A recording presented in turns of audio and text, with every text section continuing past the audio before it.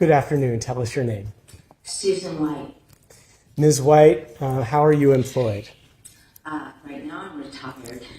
And on January 6th of 2023, how are you employed? I was retired by then too. Okay. And were you at Rich Neck Elementary School? Yes, I was. Why? I was there for 34 years. Okay. And my last year was the year before Right. that happened.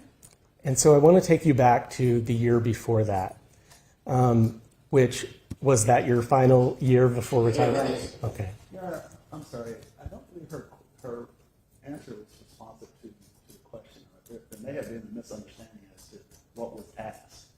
So it definitely wasn't. You can clear that up on cross-examination. You may proceed, Mr. Jenkins.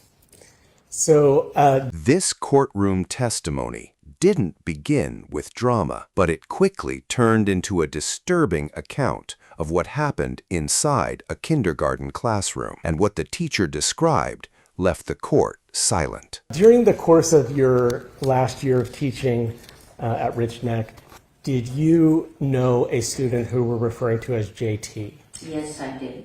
Okay, and as a reminder, we're not speaking the names of any students at all, only using initials. Whose class was JT in? My class, And what grade was that? kindergarten. Okay. During the course of your time with JT, was there ever a discipline incident that you did report directly to Dr. Parker? Yes. I want you to start at the beginning of that incident that you eventually reported. So what was going on that day that began that? He had gone up. This was during post-COVID, so we had to be careful with distances and with masks. And he'd gone up to the front of another child's desk with his chair and put his face over about 3 inches from the other child's face. And so I had to think, what am I going to do about this? Because just telling him no, or you need to get back to your seat or whatever, those weren't working with him. So I slid the chair slowly so that if he wanted to get up, he could get up. And if he didn't want to, he could stay seated. I was going to bring it to his desk.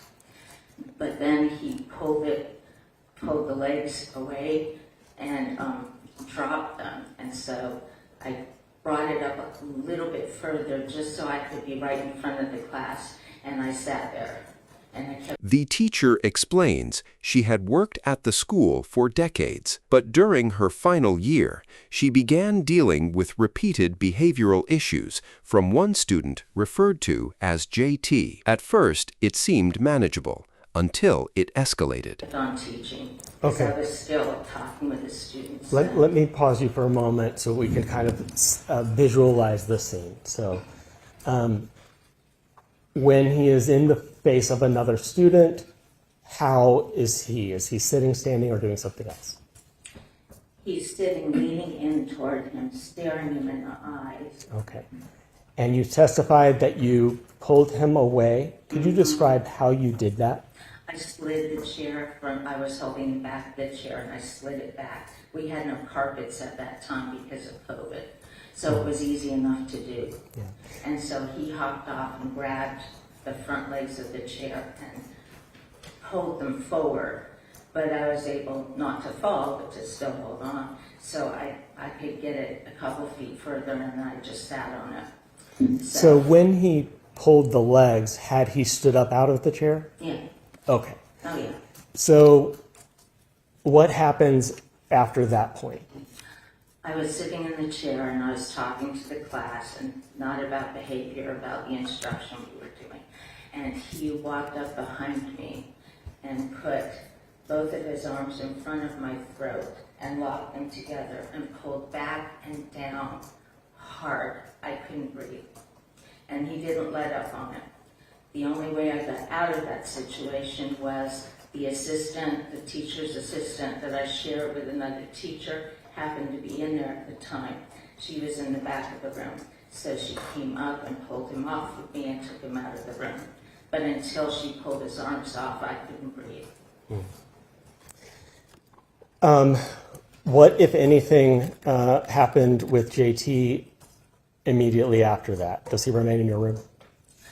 No, I wouldn't have had it. I would have left if he did. No, Mrs. Perger, my assistant, took him out of the room.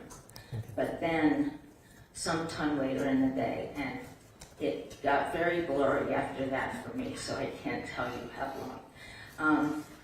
One of our counselors and our security officer came and brought him back to my room. So when you say, hold on, when you say brought him back, do you mean JT? Yes. Okay. So when They you each had him, I'm sorry. when you see him come back to your room with the counselor and school security guard, what happens?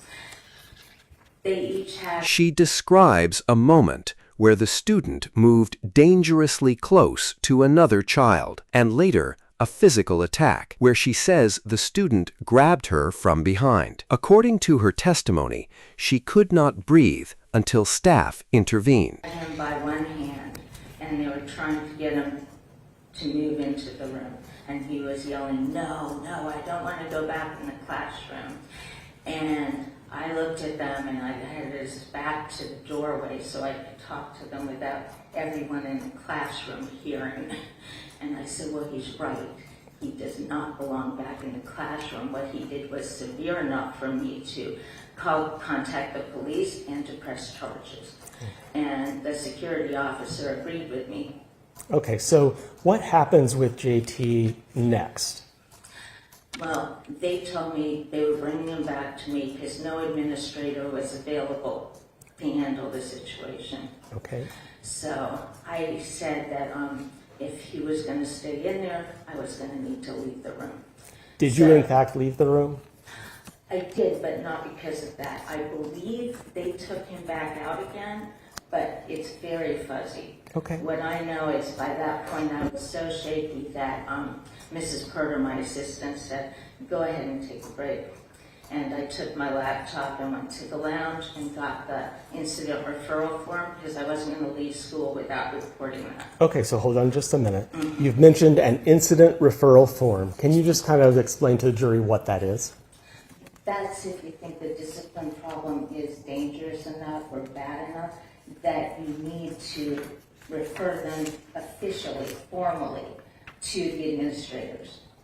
And when you say the administrators, School staff eventually removed the student from the classroom. The teacher then filed an official incident report and escalated the matter to administrators. She emphasized how serious she believed the situation had become. what titles do you mean? Assistant principal and principal. Okay. And who was the assistant principal at Rich Neck Elementary School at the time that this happened? Dr. Parker. And is Dr. Parker in the courtroom right now? Yes. Could you just point her out, please? She's right there. Okay. Will the record reflect that she's indicated dependent? I was not, can you point her out again? I didn't see your hand. All right, so no. Thank you, Jim. So you've told us that you got an incident referral form, okay? And what did you do with it? I filled it out and I typed up a whole description of everything that had happened that day because I had had some positive moments with him earlier, so I wanted those included too. So typed up the day and then I attached it to the referral form as the attachment and the explanation of the behavior. And then I went to the office and I saw that Dr. Goodman, the principal at the time, and Dr. Parker, they were in her office at the time. And did you go into the office? I went into the office. I told them everything that had happened. Let me ask you this question. Did you have the incident referral form with you? I had it in my hand. Do you know who you handed it to or what you did with it? I handed it to Dr. Goodman after I explained everything on it to both of them. Despite the incident, the student later returned to class the very next day. The teacher explained she immediately raised concerns again, stating she could not safely remain alone in the classroom under those conditions. I understand. So after you explained everything that was on it, if you remember, did Dr. Parker or Principal Goodman react to that in any way? And if so, how? Dr. Goodman did. When I was talking about the fact that if an attack is occurring, it should never be that no administrator is available to help with it unless there's a worse attack going somewhere at the same time. Okay. Did Dr. Parker say anything or No, have it? she was making eye contact. She was looking at me. She didn't say anything. Okay. Dr. Goodman said, sort of under his breath, prioritize. And I thought, well, yeah, that's what I wanted him to get from that. And then he told me to go to the nurse and have my neck checked out afterwards. Okay. That year, did JT ultimately return to your classroom or not? He did. Okay. He returned the very next day. He walked in with his breakfast.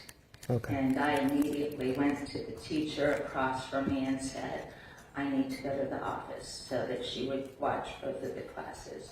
And she saw who I had with me, and so she understood. And I just told him, he had his breakfast with him. I said, just bring it and come with me. And so we went to the office and I had him sit down in the waiting area for parents there. And I went into Dr. Parker's office, and I knew at that time that my assistant had to stay in a first grade class all day because the sub hadn't showed up. So I would not have another adult in the room. So what I told her is, I cannot be the only adult in the classroom if he's in that room. And so either he needs to be somewhere else or I'm going to have to take a sick day and go home. And was he relocated or what He happened? must have been, because I went directly back to the classroom and continued teaching for the day. I didn't see him the rest of the day. Okay. At some point later in the year, does he come back to your classroom? No.